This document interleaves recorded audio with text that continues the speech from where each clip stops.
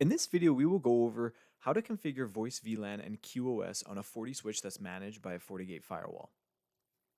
All right, so here we're going to use LLDP-MED or Media Endpoint Discovery. This needs to be a feature that's available on both the phone and as well as on the switch, right? So the idea here is that these two devices are going to be communicating with this protocol. The switch is pre-configured so that it's going to instruct the phone on which VLAN the phone needs to be on, which is going to be VLAN 117. So the idea here is that traffic from the phone, it's important to know that it's sourced from the phone, not the PC. Traffic from the phone is going to be tagged with VLAN 117 before it even arrives to the switch. And then also, we're going to be instructing, same as before, via LLDP-MED, we're going to be instructing the phone on what DSCP classification decimal number needs to be used. In this case, it will be decimal number 46, which is the expedited forwarding bit. Now, the benefit to that DSCP classification is now we give the switch the ability to differentiate between voice traffic from the phone and say the PC traffic, right? So that we could instruct the switch to in its own type of queuing system to prioritize that voice traffic as well. Now, this is also dependent on the switch that you're using. So make sure that the FortiSwitch you're using is also capable of enabling QoS. All right, so the end result then here would be that VLAN 117 can be tagged from traffic sourced from the phone, as well as QoS can be utilized on the switch because of that DSCP bit. Now let's talk about the PC for a second. So the PC is not using LLDP-MED, right? So the PC's traffic will just be going on pretty much the access VLAN that's configured on the switch, right? Which in this case, we'll just use it as VLAN 100, right? So just to kind of summarize here, VLAN 100 would be used for native traffic or pretty much traffic from any device that's not a phone, right? That's just going to be the regular native VLAN or access VLAN that we have configured on the switch. Whereas if we go back just a step here, there's a little more logic for the traffic specific to the phone because the phone is actually going to be tagging traffic on VLAN 117. All right, so looking at the FortiGate's configuration under network interfaces, we've got our production VLAN, which is VLAN ID 100. So this is pretty much the PC VLAN. 192.168.111 is the network. And then let's also look at the phone's VLAN. So this is going to be VLAN ID 117. It's on the 117 network. Let's click into it. So we do have a DHCP server configuration. But additionally, I've added option code 66, which is a string. And this is pretty much pointing to the FortiVoice, or really this is just like the PBX that's going to be, that these phones are going to be registering to so that they know what to communicate with once they're powered on. So then if we go to Wi-Fi and switch controller, FortiSwitch ports, we'll go down. So I have an IP phone. It's actually a FortiFone. It's connected to port 11, and I have another one connected to port 12. As we can see, the native VLAN is VLAN ID 100. So this is, if a PC were to connect to it right now, it would be untagged traffic, and when it gets received by the switch port, the switch is going to tag it for VLAN ID 100. But then we also have allowed VLANs. So, anything that's on VLAN ID 117 on both of these switch ports, any tagged traffic received on any of these switch ports will be received by the switch, and it can also be forwarded upstream. All right, now let's take a look at the LLDP profile that we have associated to both of those switch ports. In this case, it's called phones-LLDP. All right, now some of this is already pre-configured, but let's take a look. If we go config switch controller LLDP profile, and then once we entered that, we'll go edit, and then we're going to edit that phones-LLDP profile. We'll do a show here. So we have the same configuration for voice and voice signaling, but starting from the top, here's our profile. Here's our config med network policy, which gets us down to the next subsection. And then if we edit the voice section here, I've pre-configured that we have status set to enable. We have the VLAN interface that we want to assign voice traffic to, or phones to, and that's going to be that name phones, which is, again, that's our VLAN ID 117 that we showed before. And then, yeah, we have set assign VLAN enabled so that we can assign this VLAN interface. So the same configuration is set also for the voice signaling section. All right, now it's always good to be able to check our configuration is actually working. So if we type in diagnose switch controller, switch info LLDP, it'll be neighbor's detail. And then this is the switch's serial number. It'll be different in your case. And then let's look at port 11, for example. So if we take a look here, we can see information about, the managed switch. We can see the phone serial number that's connected, information about the firmware build of the phone, its IP address. So we can see that it is actually in the correct VLAN, which is the 117 VLAN on the 117 network. And we also have some information from the phone about what voice VLAN the device is in. So it's traffic from the phone is tagged for VLAN 117. We don't actually have a DSCP configuration yet because we haven't actually configured that yet on the LLDP profile. But at least we know step 1 is complete. So phones are being associated to VLAN 117.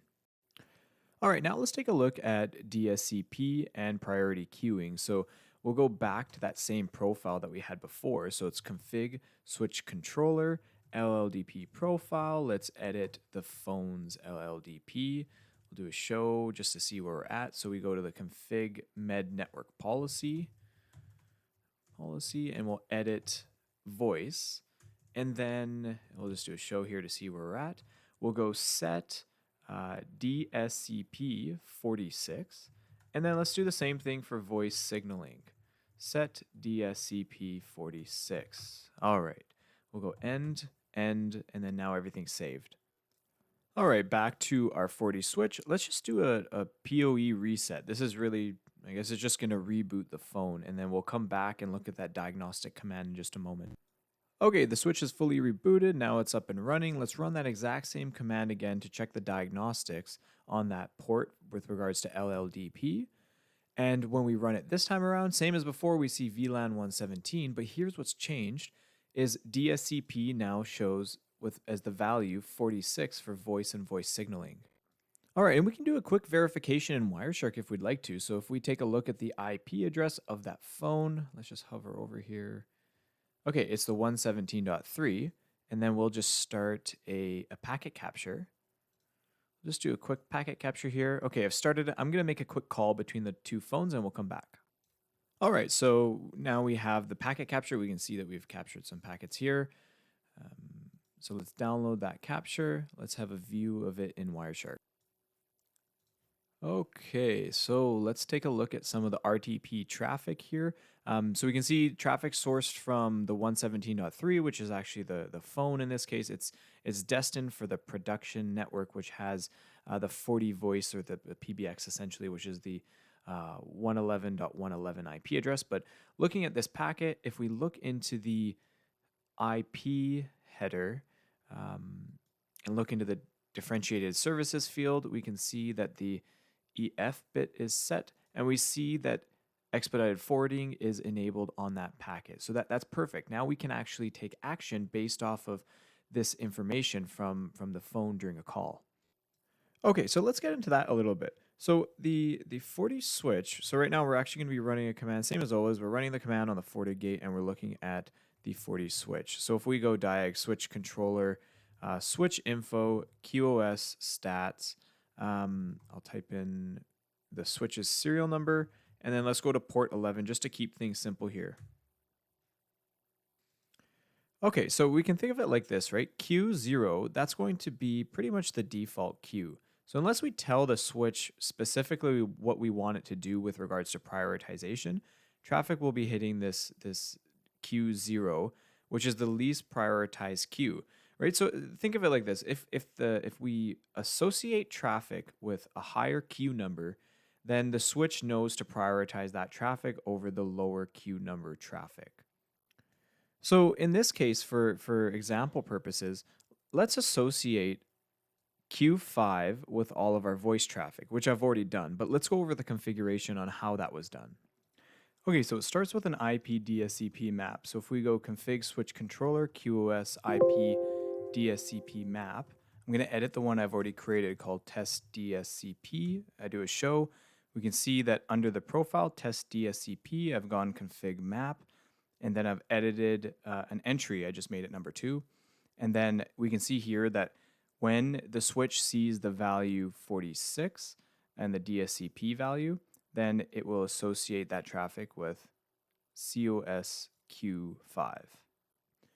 All right, and next step, we have to check where that IP DSCP mapping is being referenced, right? So that's config switch controller, QoS policy. I'll edit test QoS, do a show here.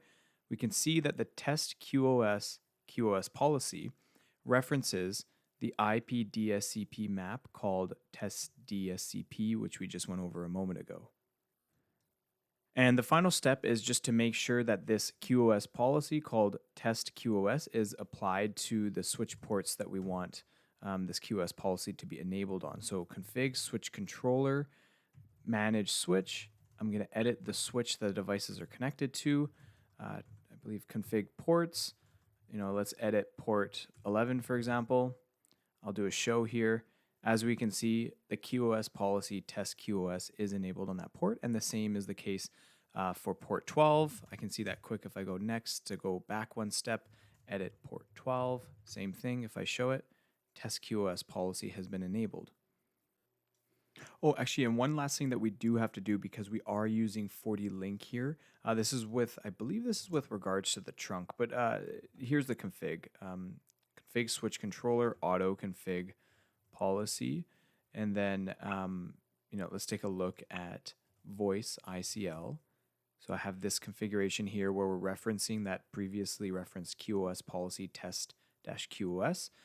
And then if we go back, we'll go edit. This will be voice trunk. We'll do a show here. And then here's this the second auto config policy that we have. Same thing as it references that test QoS policy. And then if we go now where we reference those two items is config switch controller auto config default. And then we'll do a show there. And then we can see that the FortiGate policy and the ISL policy is voice trunk, which is the second of the two above. And then the ICL policy is voice ICL. Okay. All right, now finally, let's test to see if our queuing is working as expected for the voice traffic, right? So I just queried this same command we did before to check the QoS stats for port 11, where one of the FortiPhones is connected. So I've checked it twice here. We can see in Q5, after checking it with a 10-second difference there, we can see that nothing is increasing in packets. It's 82153. But that's expected right now. So let me make a call right now and let's see if that changes. Okay, so I've initiated a call. We can see on my FortiVoice, which is pretty much the PBX system here, we've got John Smith calling Mary Jones, and we see that they've been connected for a little while right now. So that call is in session. And now if I requery that same command, okay, so that value has increased this time, and it's increasing pretty much every second. So we can confirm now that our queue is set to 5 for the voice traffic, and then everything else will remain in Q0 there.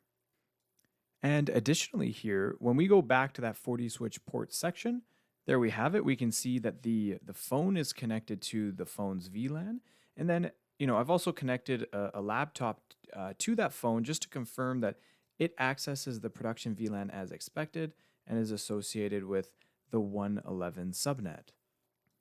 All right, so that wraps things up here. I've linked a GitHub link in the description because I know there's a lot of commands that are nested or referencing each other. I find it's a lot easier to follow maybe by just reviewing the GitHub in addition to the video.